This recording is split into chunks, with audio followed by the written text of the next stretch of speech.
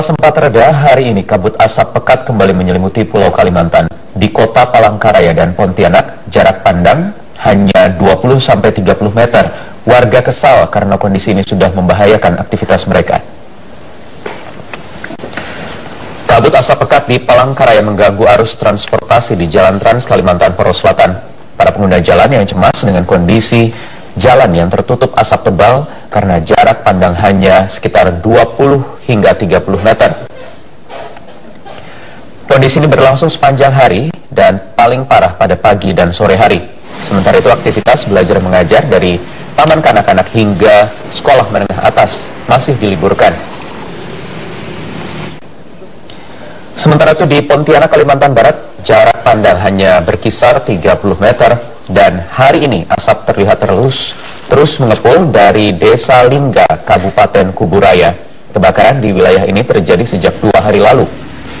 Meski upaya pemadaman sudah dilakukan, kebakaran sempat merambat ke perkebunan karet milik warga. Kepolisian hingga kini masih memburu pembakar lahan di wilayah Kalimantan Barat. Ini membuat jarak pandang di kota Pontianak hanya berkisar 30 meter. Kabut asap kiriman Indonesia masih mengepung negara tetangga Singapura dan Malaysia. Bahkan di Malaysia tingkat kualitas udara yang sudah tidak sehat membuat banyak sekolah di sana terpaksa diliburkan.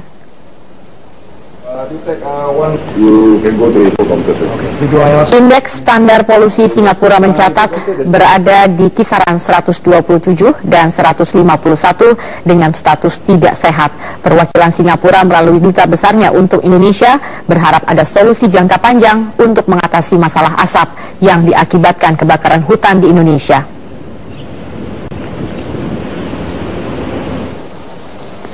Sementara itu di Malaysia, kabut asap juga menyelimuti hampir sebagian besar wilayah tersebut. Status udara tidak sehat berdasarkan indeks standar polusi membuat banyak sekolah di Malaysia terpaksa diliburkan hari ini hingga batas waktu yang belum ditentukan.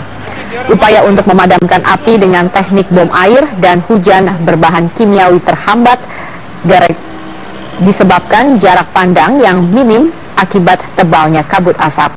Desakan untuk menghentikan kabut asap sebenarnya sudah meningkat sejak tahun 2013, namun upaya 10 negara anggota ASEAN tampaknya hanya menghasilkan sedikit solusi.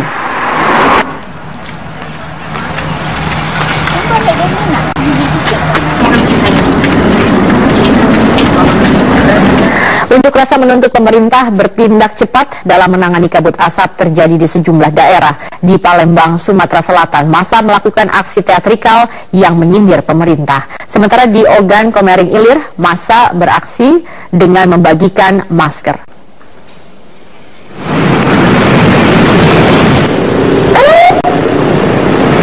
Koalisi Rakyat Sumatera Selatan melakukan aksi teatrikal di Bundaran Air Mancur, Palembang. Mereka memprotes pemerintah yang tidak cepat menanggulangi dan mencegah kebakaran lahan.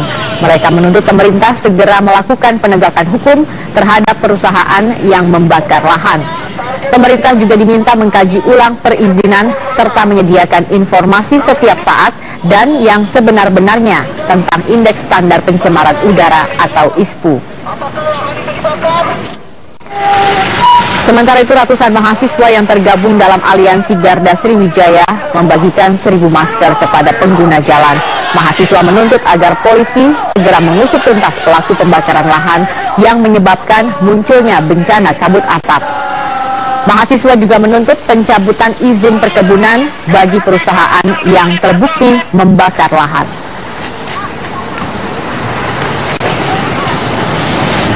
Dan untuk mengetahui kondisi kabut asap di Siak Riau dan juga di Ogan Komering Ilir, Sumatera Selatan, kita bergabung bersama dengan reporter Metro TV, ada Risti Ayu dan juga Yarnes Foni. Kita akan ke Risti terlebih dahulu yang saat ini berada di Siak Riau. Risti, bisa Anda gambarkan seperti apa kondisi kabut asap yang terjadi di Siak dan juga bagaimana kesehatan masyarakat di sana?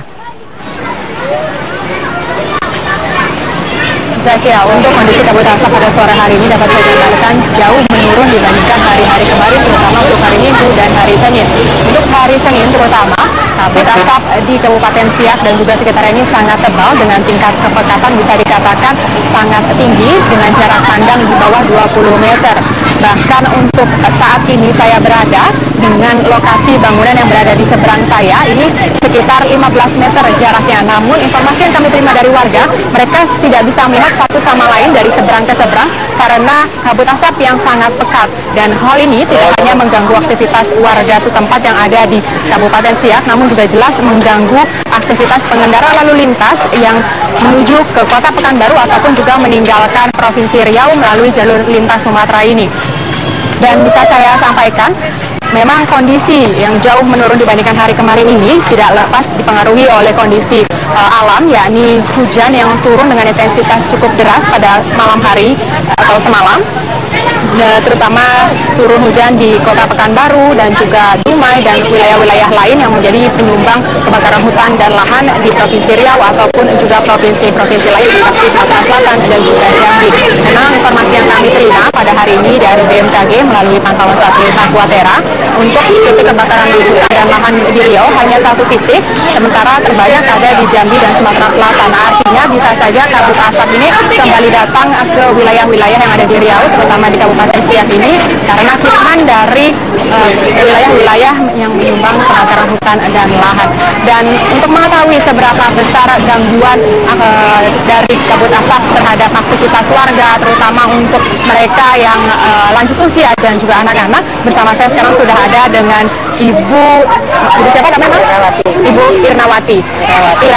Ibu, ini sejak sepekan kemarin begitu bisa disampaikan kondisi kabut asap cukup tebal. Nah, Ibu bagaimana mensiasati hidup dan bertahan di dalam rumah, karena bisa dikatakan dilema ya Bu ya, kalau mau tutup pintu panas begitu, tidak ada sirkulasi udara, tapi kalau mau dibuka kabut asap masuk bisa sampai ke dalam rumah. Bagaimana mensiasatinya? Mensiasati ditahankan aja.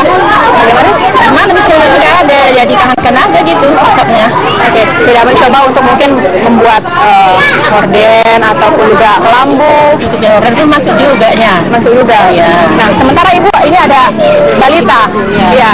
Bagaimana gimana terganggu rasanya, nafsu minumnya kurang. Nafsu minum? Iya. Oke, sempat dibawa ke dokter? Mata pedih. Oke. Gara-gara asap ini ya.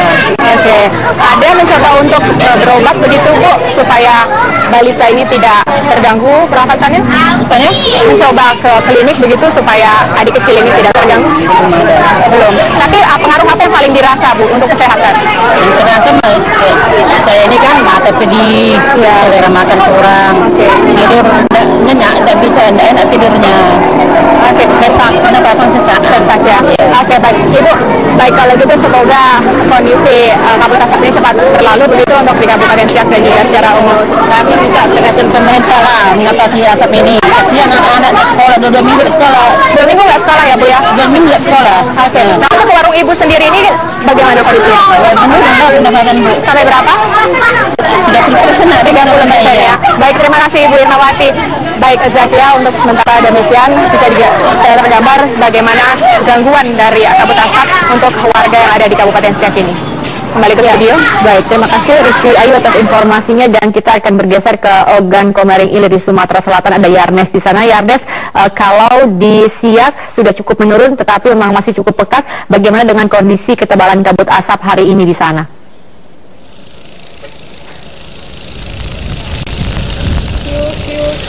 Zakia, tepatnya pada pukul 7 pagi hingga pukul 17 waktu Indonesia Barat tempat saya berada, yakni di Ogan Komering Ilir, bisa Anda saksikan sendiri hingga kini pihak dari BPBD, kemudian pihak dari pemadam kebakaran dan juga TNI masih terus coba untuk memadamkan api. Memang titik-titik api di tempat ini cukup banyak, dan kami perhatikan jika bisa dilihat sendiri di tempat saya berpijak ini, di lahan gambut ini kedalamannya setengah meter sampai dengan 1 meter.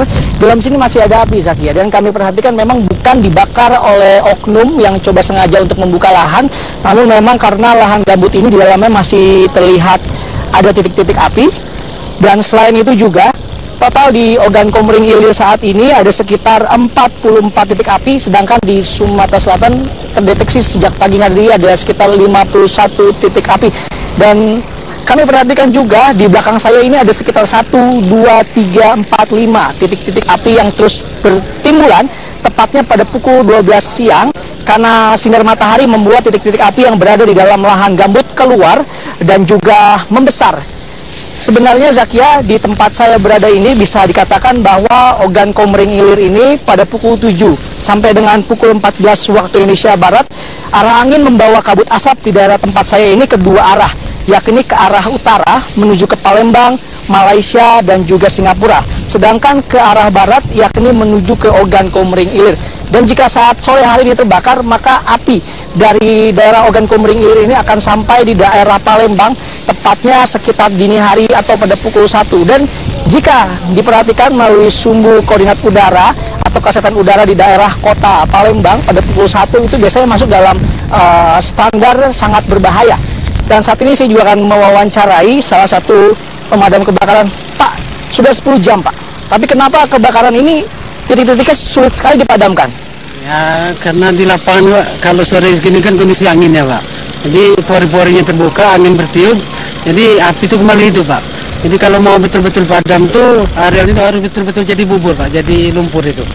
Gitu. Pak, saudara kami perhatikan di belakang sini ada sekitar 7 titik api yang berada di tempat kita berpijak Pak. Ya, jadi penanggulangannya sendiri seperti apa Pak? Ya, sekarang kita lakukan mop up Pak. Ini kita mau nuntaskan, jadi jangan sampai ada sisa-sisa bara itu lagi. Dari 120 hektar yang terbakar itu kita sudah tuntaskan. Ini yang sisa-sisa sekarang ini yang sedang kita kerjakan sekarang ini Pak. Ya, baik, terima kasih Yarnes Foni dan sebelumnya dari Rizky Ayu. Terima kasih teman-teman atas informasi kalian. Dan pemirsa, banyak protes dan kecaman yang telah dilakukan oleh masyarakat terkait dengan kasus kabut asap di Sumatera Selatan. Namun hingga kini penegakan hukum terhadap para pembakar lahan sangat minim. Di Sumatera Selatan, polisi mulai mengusut 14 kasus pembakaran lahan yang dilakukan oleh perorangan. Setelah itu, 19 perusahaan perkebunan juga diduga melakukan pembakaran dengan sengaja. Untuk membantu proses penyidikan, Bareskrim Mabes Polri telah mengirim 50 orang penyidik ke Polda Sumatera Selatan. Saat ini 6 kasus sudah dalam tahap penyidikan. Seluruh kasus akan terus didalami. Polisi berjanji akan menerapkan ancaman hukuman terberat bagi pelaku pembakaran dengan motif mencari keuntungan ekonomi. Jadi total semua 33 kasus, 19 itu adalah korporasi. Itu pencabutan izin nanti kita bicara, itu bukan kewenangan polisi.